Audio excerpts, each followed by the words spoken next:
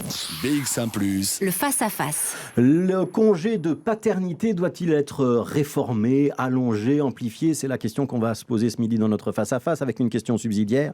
Est-ce qu'il faudrait rendre ce congé obligatoire? Des propositions qui vont dans ce sens sont actuellement en tout cas débattues à la Chambre. Aujourd'hui, on estime que 3 pères sur 10 environ ne prendraient pas ce congé. Alors petit rappel pour commencer, Émilie Eckhoff, le congé de paternité, c'est combien de jours et ça existe chez nous depuis combien de temps? Eh bien concrètement, le congé de paternité aujourd'hui permet à un papa qui le souhaite de prendre 10 jours de congé dans les 4 mois après la naissance de son enfant. Cela existe depuis 2002 pour les papas salariés, mais depuis mai 2019, cela concerne aussi les papas et les coparents indépendants. C'est l'occasion pour les papas de créer un lien avec leur enfant et de partager les tâches avec la maman. Et pourtant, selon la Ligue des familles, effectivement, environ 7 pères belges sur 10 ne prennent pas ces jours de congé auxquels ils ont droit. Pourquoi ? Eh bien parce qu'ils n'en ont pas envie, qu'ils sont pressés de retourner travailler, par exemple, mais ce serait surtout en grande partie à cause des pressions subies de la part de leur employeur. Pour éviter cette pression, l'idée est donc de rendre ce congé obligatoire. Plusieurs partis y sont favorables, notamment le PS, Écolo, le CDH du côté francophone, le CDNV et le SPA du côté des partis néerlandophones. Certains d'entre eux veulent aussi en profiter pour allonger ce congé, pour favoriser une égalité homme-femme. Les socialistes notamment proposent que ce congé dure 20 jours au lieu de 10 et les Verts 25 jours au lieu de 10. Voilà, on va débattre de tout ça avec Mathieu Dewèvre qui est chargé de mission à l'UCM, l'Union des classes moyennes, et Lola Galère de la Ligue des familles. Merci à tous les deux d'être présents dans ce studio. Je vais commencer avec vous, Lola Galère. Vous êtes chargée d'études sur cette question-là à la Ligue des familles. Il marche ou il marche pas très bien ce congé de paternité? Quand je dis que 7 papas sur 10 le prennent, ça veut quand même dire que c'est une réussite? C'est un congé qui est relativement récent dans notre histoire. Écoutez, oui, il fonctionne quand même. Nous, on part plutôt de l'autre partie. On dit qu'il y a un père sur 10 qui ne prend pas de congé paternité. Donc, ça veut dire quand même qu'il y a beaucoup de pères... 1 sur 10. Un qui ne le prend pas. Oui. Donc, il y a un père sur 10 qui ne prend pas ce congé paternité. Et il y a aussi une partie des pères qui ne prennent pas la totalité des 10 jours. Donc, il y a le prendre et prendre les 10 jours.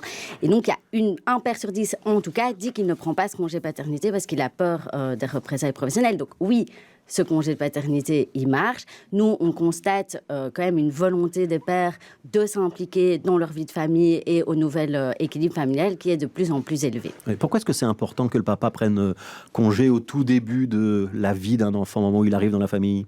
Écoutez, il faut savoir que les 1000 premiers jours d'un enfant, c'est à ce moment-là que c'est des jours qui sont fondamentaux pour la construction. Donc les 1000 premiers jours, ça fait grosso modo 2 ans et demi, quoi. Hein. Voilà, c'est ça. Mais en fait, à la naissance, c'est super important que le père soit là pour créer du lien avec son enfant, pour être aussi aux côtés de la mère, pour partager voilà, tout ce qui se passe à l'arrivée d'un enfant, un nouvel équilibre familial qui se crée, etc. Ouais. Mathieu Dewèvre, donc pour l'UCM, vous êtes d'accord d'abord sur la philosophie? C'est important qu'un père puisse s'absenter quelques jours de son travail pour participer à l'arrivée de l'enfant dans la famille? C'est-à-dire, oui, bien sûr. Le fait qu'il y ait une absence qui soit prévue, qu'un congé soit prévu, n'est pas évidemment problématique. On sait que c'est important. Et d'ailleurs, ça a été montré lors des auditions à la Chambre. Il y a un expert de l'ULB qui a expliqué qu'un système avec congé est meilleur qu'un système sans congé pour tout le monde, en ce compris pour les entreprises. Donc, il n'y a pas de souci par rapport à ça. Il n'y a pas de problème philosophique. Il n'y a pas de problème philosophique. Et d'ailleurs, on le constate que finalement, dans les faits, ça fonctionne. L'étude sur laquelle tout le monde se base pour parler des chiffres en matière de congé de paternité, c'est une étude qui est déjà assez ancienne, qui a été faite par l'Institut pour l'égalité des hommes et des femmes et qui date de 2010. Et cette étude, qu'est-ce qu'elle montre? C'est que plus de 93% des pères prennent un congé autour et alentour de la naissance de l'enfant. Mais c'est exact que ce n'est pas toujours le congé de paternité. Alors... c'est quoi l'explication? C'est qu'on préfère prendre des jours sur ses congés ou qu'on fait autrement? À mon avis, il y a 2 explications. La première, c'est la méconnaissance. Et la deuxième, c'est que entre plusieurs congés, le travailleur prendra plus volontiers, à mon avis, le mieux indemnisé. Et donc, effectivement, on constate qu'il y a un fourmillement de congés, un fourmillement d'indemnisations différentes. Et pour nous, c'est ça qui est à revoir. C'est ça qui est à revoir dans le cadre de la nouvelle philosophie qui n'existait pas nécessairement, en tout cas pas autant en 2002. L'idée de créer du lien, évidemment. Donc, revoir les congés, mais tous les congés. Il y a une quarantaine de congés, c'est ça en tout? À peu près, oui. Ouais. Et donc entre là, il faudrait... tous les régimes, tous les créditants... donc là, il faudrait simplifier, c'est ça votre message? Il faudrait simplifier sur la base de nouvelles considérations qui sont plus actuelles et surtout simplifier ensemble, entre partenaires sociaux. C'est aux partenaires sociaux qu'il faut confier cette mission. Voilà, et vous êtes expert notamment au sein du groupe des 10 sur cette question-là. Les 10, c'est le Conseil national du travail. Qui réunit donc les partenaires sociaux, donc syndicats et patrons. Sur l'indemnité, est-ce que ça représente vraiment une charge pour les entreprises? Donc il y a 10 jours de congé paternité aujourd'hui. À charge de l'entreprise, il n'y en a que 3. Le reste, c'est à la sécurité sociale. Ça veut dire que ça ne devrait pas être un frein pour les employeurs. Quand la Ligue des familles dit oui, il y a quand même toujours des employeurs qui font pression sur les salariés. C'est un peu incompréhensible, non? C'est-à-dire, nous, on a relevé dans l'étude, de nouveau, cette ancienne étude, qui d'ailleurs devrait être renouvelée. Il faudrait objectiver un petit peu les chiffres. Finalement, il y a à peu près 3% des pères qui constatent qu'il y a une réaction très négative de leur chef lorsqu'ils demandent un congé de paternité. Donc, on n'a pas nécessairement la même analyse là-dessus. Simplement, oui, il y a quand même un coût pour les entreprises. Il y a 3 jours de salaire garanti. Ça représente un coût pour les entreprises. Si on devait le rendre obligatoire, ce serait à peu près, entre 5 et 7 millions de plus pour les entreprises. Ouais, et ça, c'est pas une somme si colossale que ça, par rapport à l'arrivée d'un enfant aussi? C'est pas si colossal que ça. Ça dépend parce qu'il y a aussi le coût pour la sécurité sociale en plus. Oui. Et là, on n'est que dans l'idée où on rend le congé de paternité ou le congé de naissance, parce qu'il serait plus actuel de parler du congé de naissance que du congé de paternité. Mais donc, ça coûte environ 16 millions de Vous dites naissance. Est-ce que ça s'applique quand on adopte un enfant, par exemple? Ça pourrait, oui. Ça pourrait. Ouais. Je vais me retourner vers Lola Galère. Il y a plusieurs propositions sur la table à la Chambre. Il y en a qui parlent de porter le congé maternité de 10 à 20 jours, d'autres à 25 jours. Ce sont des bonnes durées où vous rêvez d'un congé paternité à la suédoise où on peut prendre 1 an au total à se répartir entre la maman et le papa? Écoutez, presque, nous, à la Ligue des familles, on est quand même ambitieux. Donc, nous, ce qu'on rêve, c'est d'un congé de naissance de 15 semaines. Donc, qu'il soit, en fait, identique entre les 2 parents. Alors, pourquoi? Parce que, déjà, on pense que 10 jours pour le père ou le coparent à la naissance d'un enfant, c'est vraiment pas suffisant, justement, pour créer ce lien. Deuxièmement, en fait, pour pouvoir être aux côtés de la mère, parce qu'on sait, que s'occuper d'un nouveau-né, ça demande beaucoup d'énergie, c'est jour et nuit. Et on nous parle toujours de la santé de la mère par rapport au congé maternité, mais en fait, que le père soit aux côtés de la mère, en fait, c'est aussi bon pour la santé de la mère. Troisièmement, on pense que ça favorise la répartition des tâches entre les parents, puisqu'il faut tout de même savoir que c'est au moment de la naissance d'un enfant que se cristallisent les différences de genre. Et enfin, et surtout, le dernier argument, c'est au niveau une meilleure égalité professionnelle, puisque aujourd'hui, ce sont les femmes qui portent le risque de la naissance d'un enfant au niveau professionnel. Donc un congé maternité qui est de 4 mois, je le rappelle. 3 mois. 15 semaines, oui. Par les 15 semaines, ça fait quoi? 75 jours de travail ouvrable, si je ne me trompe pas dans mes calculs. Ce serait supportable pour la sécurité sociale? Nous ne le pensons pas, non, effectivement. Donc, effectivement, dans la proposition de la Ligue des familles, il y a une estimation budgétaire qui est malheureusement manquante. Moi, j'ai fait un petit calcul et on est à peu près à 600 millions d'euros supplémentaires. Ouais. Alors, quand on parle d'une vingtaine de jours, on parle de quel montant? Une quarantaine. Voilà.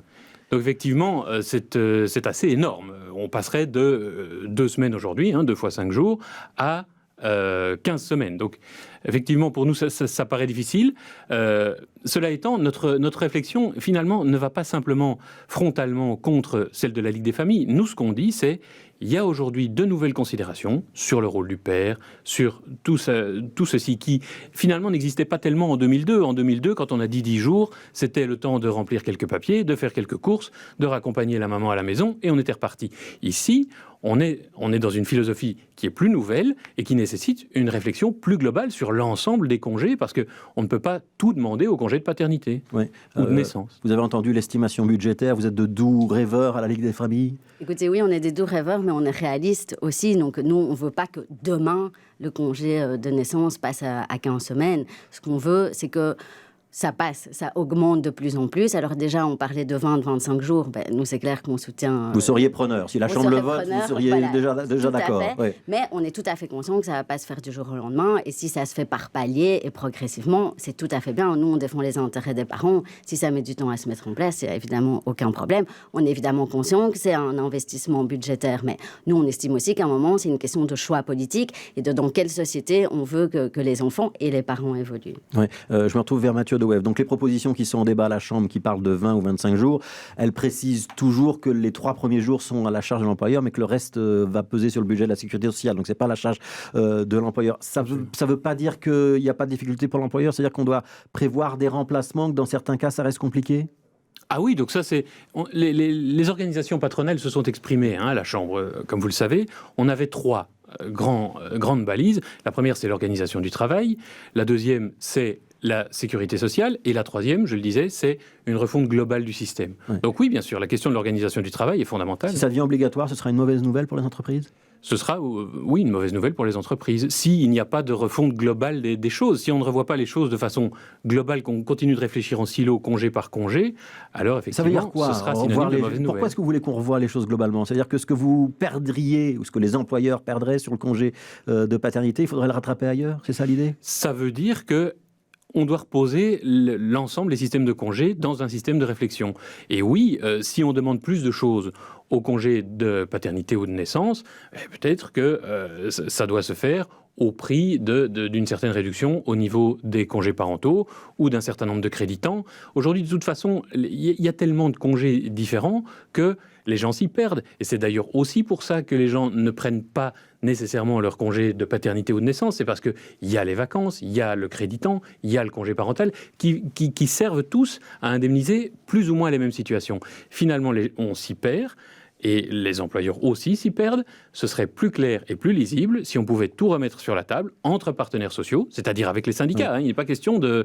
Parce qu'on imagine souvent que les organisations patronales sont là avec leurs grands couteaux et que... Non, il ne s'agit pas de ça. Il s'agit de revoir globalement les choses ensemble dans un débat posé. Oui, Lola Galère, entre partenaires sociaux, c'est sans vous. La Ligue des familles n'en fait pas partie de ces discussions-là. On pourrait vous consulter. Enfin, la question n'est pas là. C'est simplement l'idée qu'il ne faut pas que... Enfin, on souhaiterait que les parlementaires ne se pressent pas, parce que finalement, il est préférable d'avoir un débat apaisé. Pourquoi pas avec la Ligue des familles, évidemment, mais dans le cadre d'une refonte globale des systèmes de congés. Quand vous entendez Mathieu De Wever dire il va falloir repenser l'ensemble du système et il y a trop de congés et peut-être que si on avance sur le congé paternité, il faudra peut-être réfléchir à d'autres formes de congés ou de créditants, ou de, si j'ai bien entendu, ça vous inspire quel commentaire?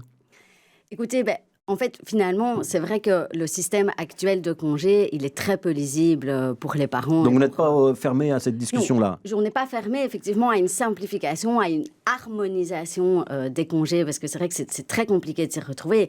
Maintenant, si dans la réforme globale, on veut diminuer des jours de congé de paternité et de maternité, ça c'est sûr que la Ligue des familles, elle ne suivra pas à ce niveau-là. Ouais. Est-ce que le système suédois, il vous fait fantasmer l'un ou l'autre?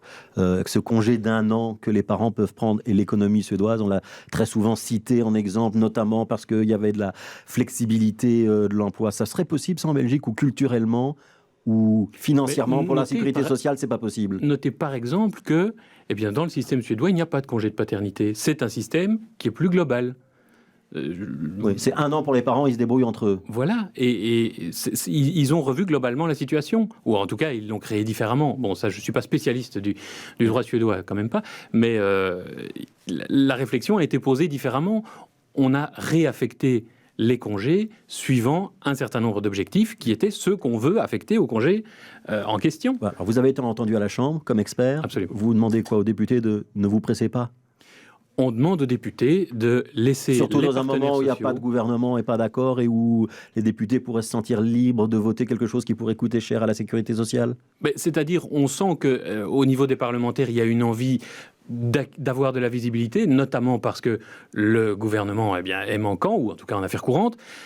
Nous, ce qu'on dit, c'est que les partenaires sociaux sont les mieux à même de poser une réflexion sur cette question. Lola Galère, vous dites l'inverse aux parlementaires, allez-y. On dit allez-y. Moi, je veux quand même dire qu'ici, on parle de passer 10 jours, voire 1 mois pour les pères avec leur nouveau-né. On n'a pas l'impression que c'est insurmontable. Et donc, 1 mois avec son nouveau-né, c'est quand même le minimum. Et donc, pour nous, c'est important que les parlementaires prennent des politiques familiales ambitieuses à ce niveau-là. Lola Galère pour la Ligue des familles, Mathieu De Wever pour l'Union des classes moyennes. Merci beaucoup.